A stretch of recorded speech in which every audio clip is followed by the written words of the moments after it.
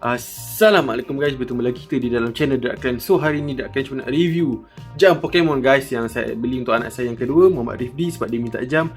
Dia kata kat sekolah kawan-kawan dia pakai jam, dia tak ada jam. Adalah jam dekat dia, tapi jam saya beli jam lama-lama yang Rafan punya, ni nak beli baru untuk dia lah. Nak beli kasut, dia macam tak minat. Dia yang pilih sini kat Shopee, dia pilih jam Pokemon ni guys. So ni dekat depan, kotak dia, kejadiannya macam ni lah. So ada tulisan Pokemon ni daripada China saya kedai company dia saya ZGO, jenama ZGO Pokemon. Ni macam tulisan Cina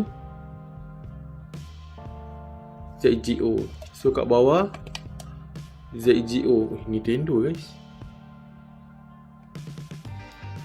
original Nintendo, for sale in mainland China only. Dan macam boleh sampai kat Malaysia guys. Okay, itu kita dah tengok kotak dia, jom kita buka. Okay, yang ni dia saya beli versi Pikachu guys, nampak tu.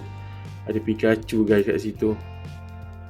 ZGO watch, water resistant, dia warna kuning sebab dia Pikachu version. So ni tali dia. Yang ada span dia. Kejadian dia macam ni lah dalam ni. Masukkan balik span dia, tutup balik. Ok, kita letak belakang kotak dia. Jom jam ni mari kita buka. Ok guys, ada manual kat dalam ni. Manual kat sini. Ni manual dia. Ni manual dia. Jatuh dah. Tengok sikit lah manual dia, ada apa tulis.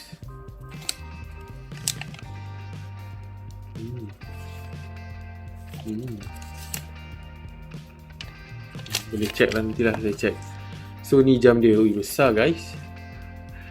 Besar juga kat tangan Didi ni. So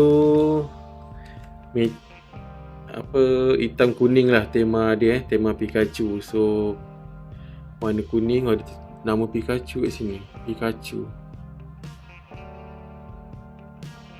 Fokus lah, Pikachu. Alam, start, light. Tengok light dia. Mana light dia ni? Warna biru guys lampu dia.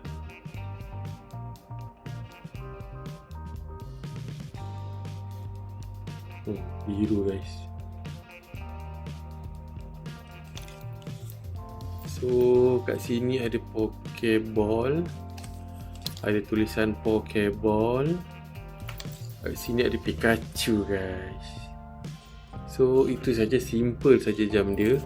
So kalau masuk kat tangan macam ni lah, korang boleh tengok ni tangan saya.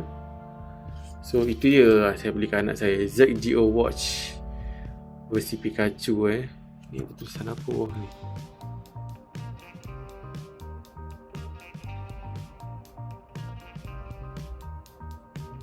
Oh ni boleh buka ni. Mari kita buka lah. Buka kejap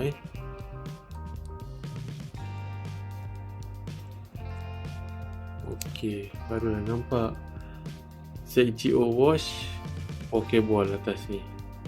So ada Pikachu kat dalam dia.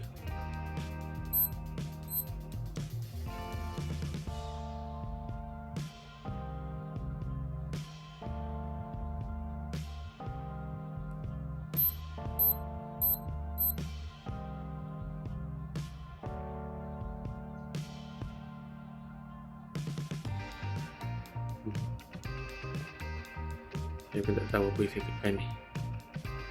Nantilah saya set up, suruh Rafan set up kat gigi. Dia punya tali ni macam boleh cabut guys. Macam boleh cabut je, swap je.